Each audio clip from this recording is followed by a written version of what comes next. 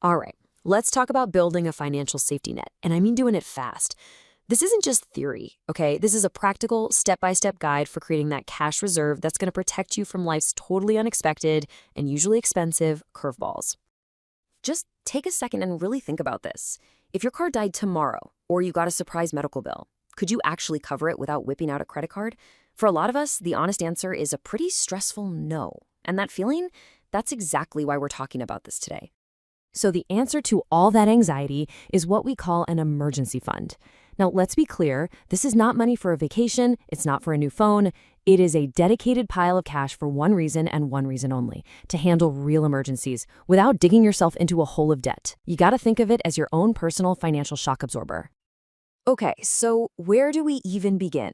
Well, step one is all about figuring out your target. You need a destination, right? But here's the secret. Do not let the final number scare you off before you even get started. So the big long-term goal for most people is somewhere between 3 to 6 months worth of your essential living expenses. So let's say your core bills, rent, food, utilities, come out to about $4,000 a month. Your ultimate target could be a number like this, $18,000. Yeah, I know what you're thinking. Seeing a number that big can feel totally impossible. And honestly, that's the exact reason so many people just get discouraged and give up before they even start. But we are not going to focus on that big number. Not yet. This right here is your real starting line. Forget 18,000. Your whole focus, your first mission is to save just $500. Why? Because it's manageable. It's an achievable goal that actually covers a ton of common emergencies. And hitting it is going to give you that psychological win, that momentum you need to keep going. So, you've got your target, $500. Now for the million-dollar question. Where does this money actually come from? Well, it really boils down to a two-part plan. You've got to aggressively cut your current expenses and at the same time actively find ways to bring in more money. All right, first things first, let's go on a budget diet.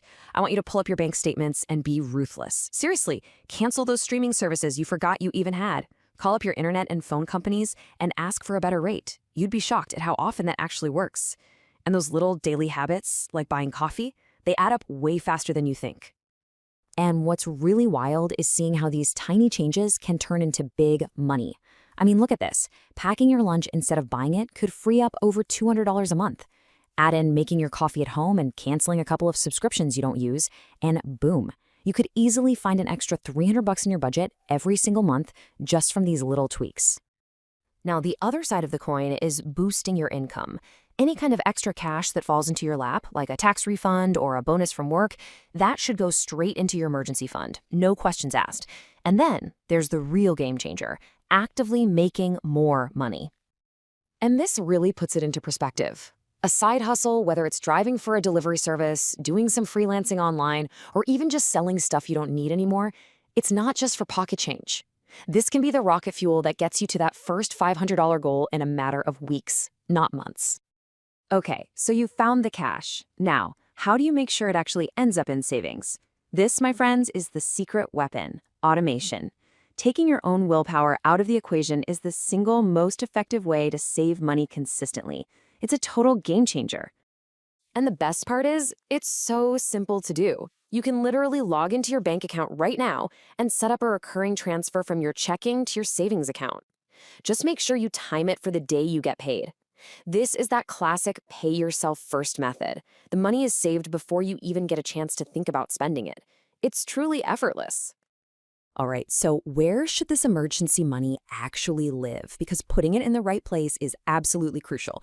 You need it to be safe and easy to get to in a real emergency, but not so easy that you're tempted to dip into it for pizza on a Friday night. You know what I'm talking about. So here's the key.